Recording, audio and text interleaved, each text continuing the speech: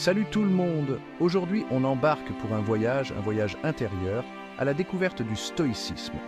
Imaginez une philosophie née il y a plus de 2000 ans, dans la Grèce antique. Une philosophie concrète qui nous guide vers une vie plus sereine, malgré les coups durs. Le stoïcisme, c'est un peu comme une boussole. Il nous aide à naviguer sur l'océan agité de la vie. Il nous apprend à faire la différence entre ce qu'on peut contrôler et ce qui nous dépasse.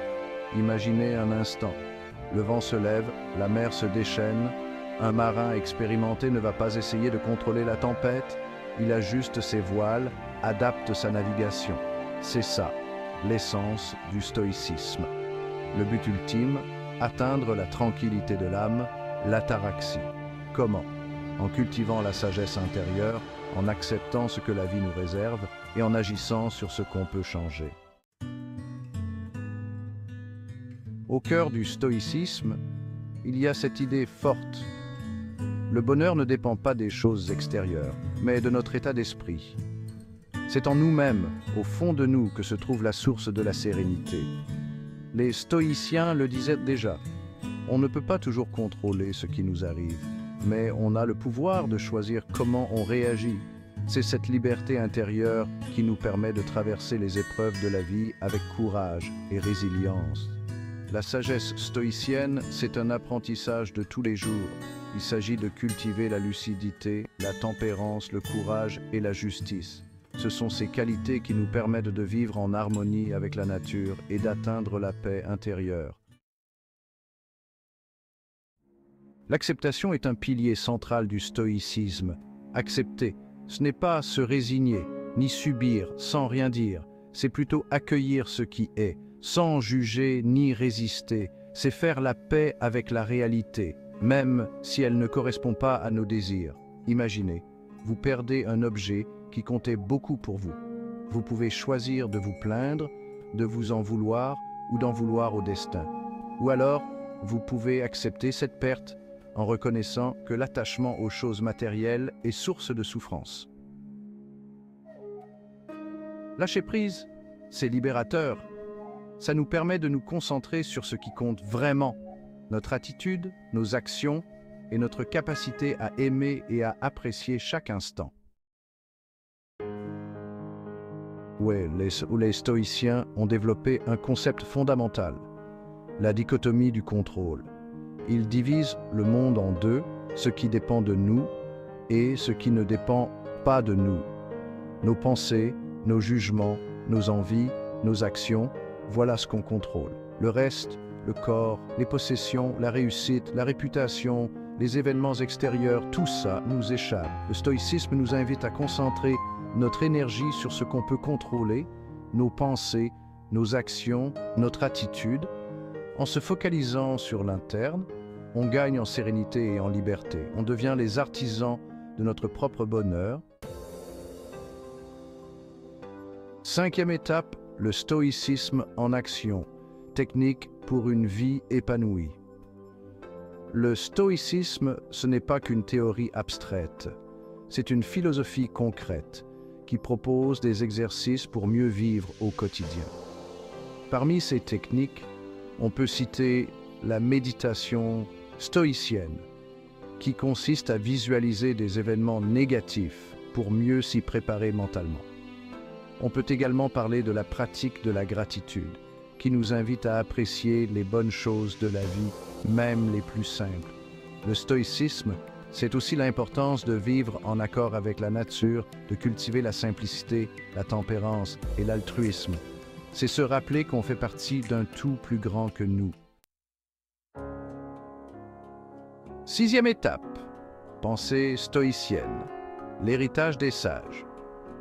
Les stoïciens nous ont laissé un héritage précieux, leurs écrits remplis de sagesse et de conseils pratiques pour naviguer les aléas de la vie.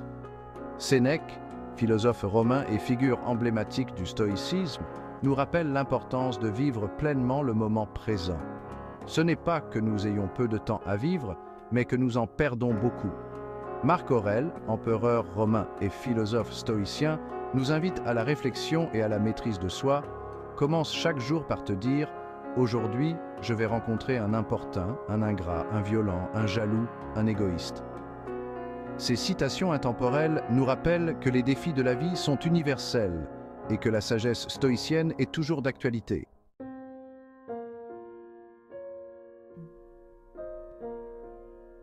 Septième étape, stoïcisme et épicurisme, convergence et divergence. Le stoïcisme n'est pas la seule philosophie antique à proposer une voie vers le bonheur. L'épicurisme, fondé par Épicure, partage avec le stoïcisme la recherche de la sérénité et l'importance accordée à la raison. Cependant, des différences importantes existent. Les épicuriens placent le plaisir au cœur de leur philosophie, tandis que les stoïciens mettent l'accent sur la vertu et la maîtrise de soi. Pour les épicuriens, le but est d'atteindre l'absence de troubles et de douleurs, tandis que les stoïciens aspirent à la tranquillité de l'âme, même face aux épreuves. Malgré leurs différences, ces deux écoles de pensée nous invitent à vivre une vie plus consciente, plus réfléchie et plus sereine. Neuvième étape, stoïcisme moderne, un regain d'intérêt pour une sagesse antique. Loin d'être une philosophie poussiéreuse, le stoïcisme connaît aujourd'hui un regain d'intérêt considérable. De plus en plus de personnes, confrontées aux défis du monde moderne, se tournent vers cette sagesse antique pour trouver des réponses à leurs questions. Stress, anxiété, pression sociale, les maux dont souffrent nos sociétés modernes trouvent un certain écho dans les préceptes stoïciens.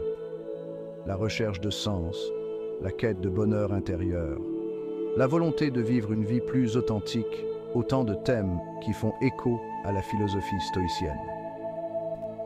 Le stoïcisme n'offre pas de solution miracle, mais il propose une voie, un cheminement personnel vers plus de sérénité et de résilience. Pour dixième étape, le stoïcisme au quotidien. Intégrer la philosophie dans nos vies.